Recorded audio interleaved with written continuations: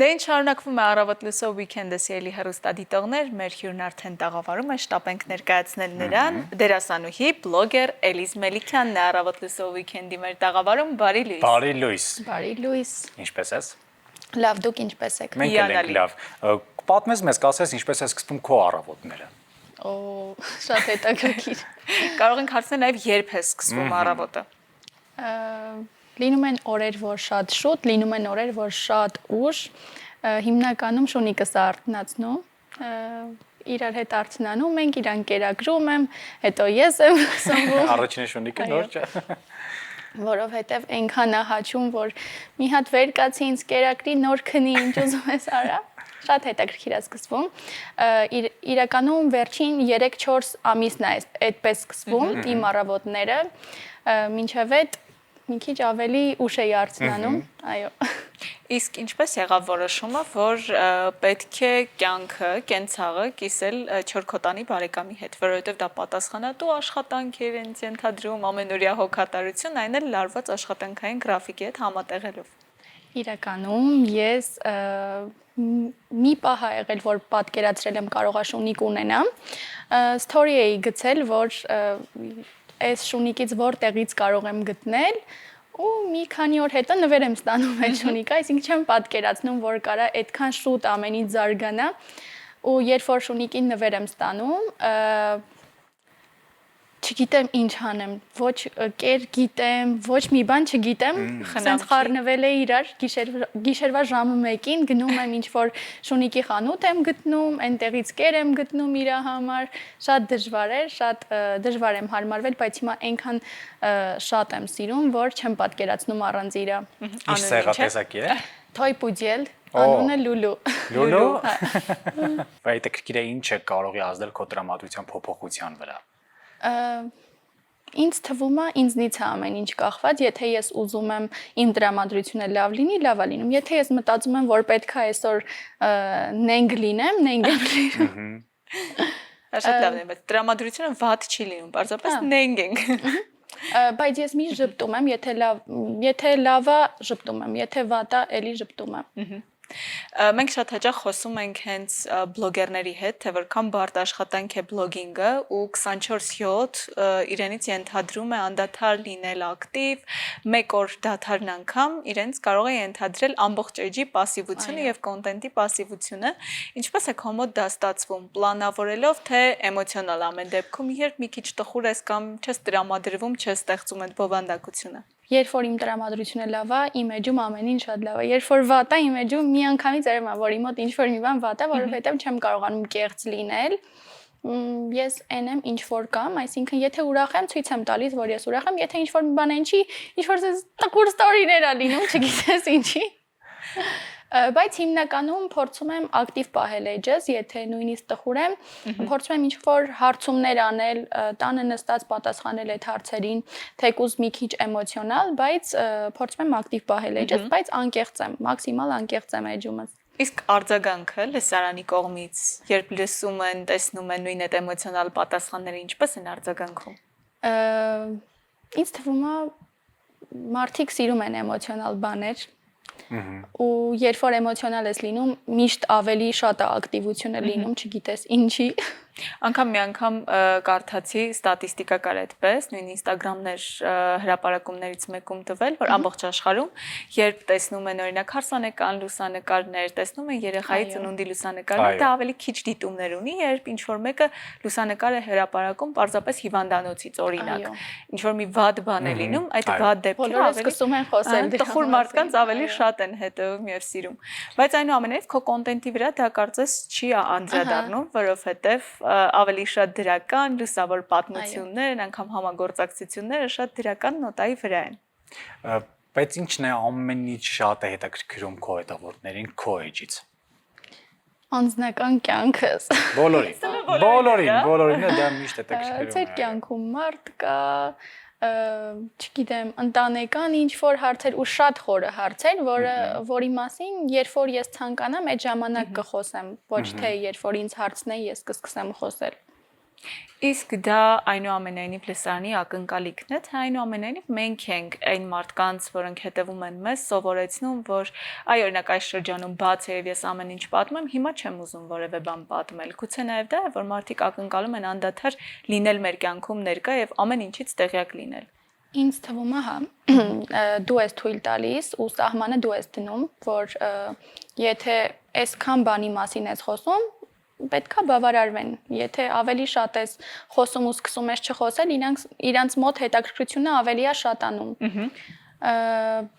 Դրա համար ինձ թվում է, այս պահին ես ավելի sense չեզոք դիրք եմ ընտրել, որ ես ցույց եմ տալիս կյանքիս այսքան հատվածը վերջ։ Շատ լավ։ Իսկ այդ հատվածում բնականաբար բացի բլոգինգից նաև զուգահեռ այլ աշխատանքներ են, որոնց մասին եւս պատմում ես սոցհարթակներում, նկարահանվում ես հիմա։ Դրան զուգահեռ ինչով ես զբաղվում եւ նկարահանման հրապարակը որքանով է որպես դերասանուհի քեզ հետաքրքիր։ Երբեք չեմ պատկերացրել, որ կարողամ մի օր առաջարկ ստանամ ու լինեմ TV-ում, այսինքն հեռուստա ցույցով ինձ ցույց տա, բայց հիմա ավելի sense ոգևորված եմ ու փորձում եմ ինձ վրա աշխատել, դասընթացներ եմ վերցրել ներկա պահին, որ խոսքս զարգացնեմ, ավելի վարժ խոսեմ, որովհետև դերասանի համար դա շատ կարևոր է։ Իսկ պատկերացնում ես քեզ այլ արդեն ուղղությամբ կամ ֆիլմերում, կամ նույնիսկ թատրոնում, ինչու՞ ոչ։ Առաջարկ ստացել էի։ Ֆիլմից թե թատրոնից։ Ֆիլմից էլ, թատրոնից էլ։ Թատրոնից այս պահին ունեմ առաջարկ, բայց մտածում եմ, որովհետև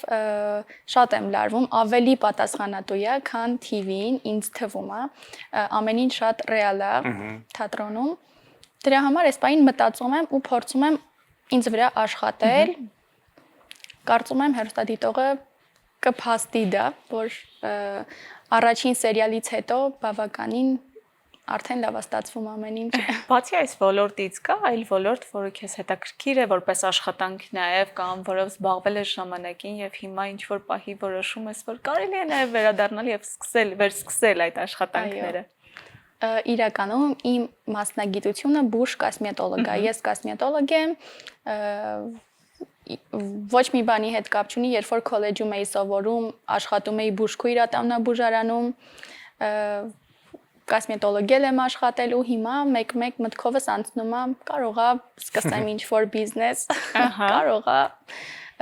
բայց դեռ չեմ պատկերացնում, որովհետև այս ամեն ինչը, այս ռեալ կյանքը ինձ ավելի շատ է դուր գալիս, քան ամեն օր նստած, ինչ-որ պատասխանատվություն ուսերիդ, շատ բարդ գործ է իրականում բժշկությունը, դրա համար Իդեպ այդ պատասխանատվություն չեմ ուզում։ Սիրելի հեռուստադիտողներ, եթերը սկսելուց րոպեներ առաջ մենք Էլիզի հետ խոսում էինք աշխատանքի ժամային գրաֆիկի մասին, թե որքանով է հեշտ ու միևնույն ժամանակ բարդ ու պատասխանատու, երբ աշխատում ենք ազատ գրաֆիկով, թվում է թե ազատ գրաֆիկով, բայց ինքներս ենք սկսում պլանավորել այդ գրաֆիկը, որպեսզի որևէ բան դուրս չմնա, ամեն բան հասցնենք, ու հիմա երբ զուգահեռ է ստանում, որովհետև ժամանակին սովորելուն համընթաց նաև նշեցիր աշխատել Ինչպիսին էր այն ժամանակ այդ աշխատանքը, երբ քո փոխարեն ամեն ինչ պլանավորված է, քեզ մնում է միայն գնալ աշխատանքի, եւ հիմա երբ ամեն ինչ դու ես անում։ Օրինակ ես ամեն ինչից ուշանում եմ։ Գործընկերները չեմ բողոքում։ Ես միշտ պատճառաբանություն գնաց էի, խցանում էի։ Ճիշտն ասած, ինձ այդ ժամն էի կասել, չէ, լավ, այդքան չեմ խորանում, բայց հիմնականում ուշանում եմ, չգիտեմ ինչից է, բայց վերջին շրջանում է այդպես եղել, ես շատ պատասխանատու եմ միշտ եղել։ Դե կարևորը որ եղել է այդ արմատը պատասխանատվության կարելի ասել, որ չուշանալու։ Իսկ ժամանակին մի քանի տարի առաջ ես աշխատում էի գրաֆիկով ու չէի կարող ուշանալ, որովհետև պատասխանատու գործ էր, ամեն մի 10 րոպեն շատ մեծ նշանակություն ուներ, վիրահատությունից կարծում եմ պետք չէր ուշանալ։ Ամոթ է, լավ, վիրահատությունից։ Մաքսիմալը որ ամոթ է։ Ամոթ է։ Հիմա երբ կա բացի ազատ գրաֆիկով աշխատանքի ընթացքում ընտրելու, կա նաև ընտրելու ոլորտը, որտեղ աշխատել, որ աշխատանքն է ավելի հոգեհարազատ սրտին, երբ հիմա ժամանակը հետ տայր եւ հանդիպեիր փոքր Էլիզին, ու զրուցեիք, արդյոք ինքը կպատկերացներ, որ տարիներ անց Նա կհայտնվի այն կարգավիճակում, որում հիմա դու ես, թե ինչ որ երազներում այնուամենայնիվ եղել է այս կյանքի պատկերացումը։ Երբեք չի եղել։ Չեմ մտածել, որ հնարավոր է իմ կյանքը այսպես լինի։ Փողոցում ճանաչեն Էլիզին։ Հա, երբեք չեմ մտածել ու ես էլ իմ տեսակով այդպես չեմ եղել փոքր ժամանակ, երբ որ ինչ որ հայտնի մարդ տեսնեմ, գնամ, նկարվեմ ու հիմա իմ համար, չեմ ասի այս պահին խորթ է, բայց երբ որ նոր էր այս ամենը իմ կյանքում, շատ խորթ էր, չէի պատկերացնում, որ կարող է ինչ որ մեկը գա, ասի կարող եմ ձեր հետ նկարվել ու գնում էի տուն, անկեղծ եմ ասում էի, ես ով եմ, որի հետ նկարվում եմ։ Ինչ եմ անում ու հետո քիչ-քիչ հասկացա, որ ես սիրված մարդ եմ ու շատ մարդիկ ինչ որ հատկանիշների, ինչ որ բաների համար սկսում են քեզ սիրել, ընդունել ու հետաքրքրվել քեզնով։ Խոսենք մի քիչ երազանքների ու նպատակների մասին։ Այն հին Էլիզա եւ այս նոր Էլիզա, այդ երազանքների բախման այդ անկյունում հանդիպել են իրար, թե դեռ երազանքներ կան, որ դու Փոքրիկ Էլիզինն է։ Երազանքներ կան, որ փոքրիկ Էլիզինն է, բայց շատ մոտ են, որ հանդիպեն իրար։ Ես կարծում եմ շուտով կլինի։ Հա։ Չբարձրաձայնենք, որպեսզի լինի։ Այդպես է, չի ասում մի բան, ինչ ուզում ես որ լինի, մի ասա ոչ ոքի։ Ճամփորդելու մասին երազում էր փոքրիկ Էլիզա։ Շատ։ Իսկ ինչ ուղղություն է եղել, որ իր այդ երազներում ունեցել է եւ արդյոք այդ ուղղությամբ արդեն հարցրել ես մեկնել, բացահայտել այդ երկիրը կամ քաղաքը։ Եվրոպան էր, որ բացահայտել եմ։ Չեմ կարող ասել երազում էի, բայց երբ որ դասագրքերում, հայոց պատմության գրքերում տեսնում էի այդ նկարները, պատմությունը, միշտ ասում էի, տեսնես մի օր կլինեմ այդտեղ, ու երբ որ ես կանգնած էի օրինակ Հռոմում, սենց ուղղակի կանգնած էի, քայլում էի, ասում եմ ոնց կարա սենց լինի, երբ որ ես փոքր ժամանակ այս ամեն ինչը տեսնում եմ ու հիմա ես իմ աչքերով եմ այս նույն բանը տեսնում, այդ միգուցե երազանք է, ես չեմ կարողանում ինձ հակառակը համոզել, բայց շատ լավ զգացողություններ այդ ամենը։ Իսկ ճամփորդությունները փոխում են քո աշխարհայացքը առհասարակ։ Ես կարծում եմ բոլորի մոտ է փոխվում, որովհետև երբ որ ճամփորդում ես, կյանքդ շատանում է, ավելի հետաքրքիր է դառնում, երբ որ ամեն ինչ նոր է, քեզ թվում է, չգիտեմ, ժամանակը չի անցնում, հետաքրքրությունները շատ է, իսկ երբ որ ես այստեղ եմ, իմ ժամանակը այնքան արագ անցնում, ես չեմ հասկանում ոնց անցավ։ Եթե խոսենք ապագայի պլաններից, կա ուղղություն, որ պլանավորում ես, անպայման օրինակ այս կամ այն երկիրը այցելել, այս տեսարժան վայրը բացահայտել։ Այս պահին նորից ետ վերադարձնա Եվրոպա, գնամ Վենետիկ, որովհետև այդ երազել եմ, բայց այս անգամ չստացվեց գնալս, Վենետիկ հաստատ կգնամ հաջորդ անգամ։ Ես եղել եմ Վենետիկում եւ ասում եմ Դու մտովի այնտեղ էիր, հենց նորից թվում է։ Անպայման գնացեք Հրաշք տալիս։ Այո, իհարկե, բացահայտել։ Ճանապարհորդությունն է հրաշք բան։ Ամեն անգամ ճանապարհորդելուց մի նոր բան է սովորում, մի նոր միտք է գալիս ու շատ ճիշտ ասացիր, ժամանակը կարծես կանգ է առնում այդ վայրում։ Որովհետև հատկապես մշակութային հարուստ ժառանգություն ունեցող երկրները, քաղաքները իսկապես քեզ տեղափոխում են ժամանակի մեքենայով այլ իրականություն, որտեղ դու տեսնում ես մեզնից կտրուկ տարբերվող մի այլ պատմություն, մարդկանց, շփումները նրանց, որն էլ նոր գույն է բերում մեր կյանք ու ավելի հարստացնում այն ինչ ունենք։ Բայց պետք է ճանապարհորդել նախ մեր երկրով, մեր Հայաստանով ամբողջ տեղերով պետք է ճանապարհորդել, նոր հետո գնալ Եվրոպա։ Կա վայր Հայաստանում, որը ամենասիրելին է, կամ ուղղություն, երբ ամեն ինչ լավ է, երբ ամեն ինչ վատ է, միևնույն է առաջին ուղղությունը հենց դա է։ Հայաստանում չկա տեղ, որ չեմ սիրում, ամեն տեղ յուրովի է, ամեն տեղ մի հիշողություն ունի ու մի պատմություն ունի, չես կարող Հայաստանը չսիրել, Երևանը չսիրել։ Դե մայրաքաղաքն է։ Այո, ես Երևանը շատ եմ սիրում ու մեր Երևանի փողոցները ամեն ինչ արժեն։ Երբ որ ուզում եմ կտրվեմ ինչ-որ մի բանից, ականջակալները միացնում եմ ու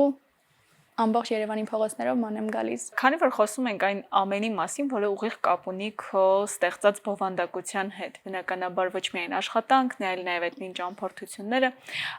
ինչ պատասխանատվությամբ ես վերաբերվում կոնտենտի ստեղծմանը, բովանդակության ստեղծմանը, արդյոք երկար մտածում ես նկարել այսինչ հոլովակը թե չէ, կամ ընդունել այս առաջարկը թե չէ, եւ որն է այն կետերը, որոնց միշտ պարտադիր հետևում ես։ Մի որոշ ժամանակ առաջ երկար չէի մտածում ինչ որ բան անելուց առաջ, բայց հիմա ասելով վերջին մի քանի ամիսների ընթացքում ինչ անում եմ, շատ երկար եմ մտածում, որ չվնասեմ, որ լինի հետաքրքիր, բայց չվնասի մարդկանց, նամանավան երեխաներին, ինչ որ խորհուրդներ չտան, որ այդ իմ համար նորմալ է երեխաների, որովհետև հիմնականում երեխաներն են շատ խորանում ու փորձում քեզ նմանվել։ Ես ամեն ինչ անում եմ, որ եթե նույնիսկ ուզեն ինձ նմանվել, միայն լավ օրինակ։ Այո։ Ու հիմա ավելի մտածված եմ իմ կոնտենտը ստեղծում։ Անցնենք մեր բլից հարցերի։ Այո, ասում ենք բլից, բայց իրականում այդքան էլ բլից չէ։ Մենք փորձենք արագ, մենք փորձենք արագ։ Մենք հարցը արագ կտանք։ Գտել ես քո տեղն ու դերը այս կյանքում, թե դեռ փնտրտուքների մեջ ես։ Երկուսն էլ։ Ինչ ես փնտրում հիմա։ Ինչ ես փնտրում ես։ Փնտրում եմ իմ խաղաղությունը, ինքս ինձ հետ։ Մնացած ամեն ինչ գտել եմ։ Ինչպիսին է այսօրվա Էլիզը։ Նկարագրիր նրան։ Մաքսիմալ զգուշ, ինչ որ չափով կայացած ու ինքնուրույն Էլիզ։ Իսկ ինչ որ ճանապարհներ են, չէ, որ բերել են դրան, թե այնուամենայնիվ երազանքների Էլիզը հենց այսպիսին պիտի լիներ։ Երազանքների Էլիզին դեռ շատ կա։ Շատ ժամանակը չէ, այս փուլի մասին է խոսքը։ Այս փուլի մասին կասեմ, որ այն Էլիզն է, ինչ որ պատկերացրել եմ։ Ինչ կփոխեր քո կյանքում, եթե հնարավորություն ունենայիր։ Ոյ։ Ինձ թվում է ոչ մի բան։ Ոչ մի բան։ Հա, որովհետև հիմա չի լինի այն Էլիզը, որի մասին խոսում ենք։ Խոսենք կարոտի մասին։ Խոսենք։ Ինչին, ում կամ գուցե դա երևույթ է, որին կարոտում ես։ Ես ամենից շատ մենակ մայրիկիս եմ կարոտում ու իր հետ անցկացրած բոլոր օրերը։ Վերջին անգամ ում ես ասել, սիրում եմ քեզ։ Օ։ Դա։ Ես հիշեցի, դու փաստորեն տվեցիր այն հարցը, որը հետաքրքրում է Էլիզի հետևորդներին։ Ձեր սիրտը զբաղված է։ Հա։ Երեք եմ ասել վերջին անգամ, բայց չեմ ասի ում եմ ասել։ Կարծում եմ իմ հարցի պատասխանը եւս մենք փորձեցինք փոքրի շատ է ստանալ սիրելի հեռուստադիտողներ։ Մի փոքր ինտրիգային հարց իմ կողմից։ Ապա Կա բան, որը փոշմանում ես, որ արել ես։ Հա։ Կա մեկը, ումից դեռ չես հասցրել ներողություն խնդրես, բայց ուզում ես։ Այո։ Կա։ Իսկ հեշտ ես ընդհանրապես ներողություն խնդրում, թե Շատ։ հա։ Հետաքրքիր է։ Մենք Ու շատ հասկացանք, շուտ եմ ներում մարդկանց։ մենք ինչքան հասկացանք, դու բարի մարդ ես։ Շատ։ Բայց ու նաև երջանիկ ես, բայց նաև քեզնից հետաքրքիր է լսել, դու քեզ շատ անկեղծ, դու քեզ երջանիկ համարում ես։ Հենց հիմա։ Այո։ Այո։ Քո աչքերից երևում է, որ այո, երջանիկ ես։ Իսկ ինչ է իրենց ենթադրում երջանկությունը։ Երջանկությունը այդ շատ մեծ իմաստ ունի ու մարդ իր ընտանիքով է երջանիկ, մի մարդ իր աշխատանքով, մի մարդ ուղղակի շատ սիրահարված է երջանիկ է իրեն զգում։ Դրա համար փորձում եմ ես ամբողջացնել ու ասեմ, որ այո, ես երջանիկ եմ ու պատճառ չունեմ։ Այդ ամենից մի քիչ հավաքելով։ Այո։ Իսկ փոքրիկ երջանկությունները կյանքի որոնք են քեզ համար։ Ձեռքբերումները, երբ որ ինչ որ բանի մասին մտածում ես ու փորձում ես իրականացնել իմ կյանքում, իմ նպատակը ստեղծել, աշխատել ու միանշանակ կարևոր է ընտանիք ունենալ, մտածել սիրուն ընտանիքի մասին, բայց այս պահին ստեղծել, աշխատել, զարգանալ եւ ավելի շատ կայանալ։ Աշխատել, աշխատել, աշխատել եւ Այո։ վերջում։ Ում ես ամենից շատ շնորհակալ։ Աստծուն։ Շնորհակալություն։ Շնորհակալ ենք այս անկեղծ ու դրական զրույցի համար։ Ես եմ ձեզ շնորհակալ եմ հրավերի համար։ Սիրով եւ մաղթում ենք հիանալի հանգստյան օր առիթն օգտագործելով նաև շնորհավոր ենք բոլոր այն մարդկանց, որոնք չեն աշխատում այսօր, շնորհավորում ենք մարդիկ, ովքեր չեք աշխատում։ Որովհետև հանգստյան օրը տոն է իսկական։ Երջանիկ եղեք։ Երջանիկ եղեք եւ վայելեք ձեր փոքրիկ երջանկությունները, որովհետև շատ շատերի համար դա ընդամենը մեկ բաժակ սուրճն է սիրելի մարդկանց հետ, որը վայելում ենք 30 րոպե։ Մեզ համար էլ երջանկություն է ձեզ հետ կիսել առավոտը, սիրելի հեռուստադիտողներ, մնացեք մեզ հետ, առավոտ լուսո weekend-ը շարունակվում է։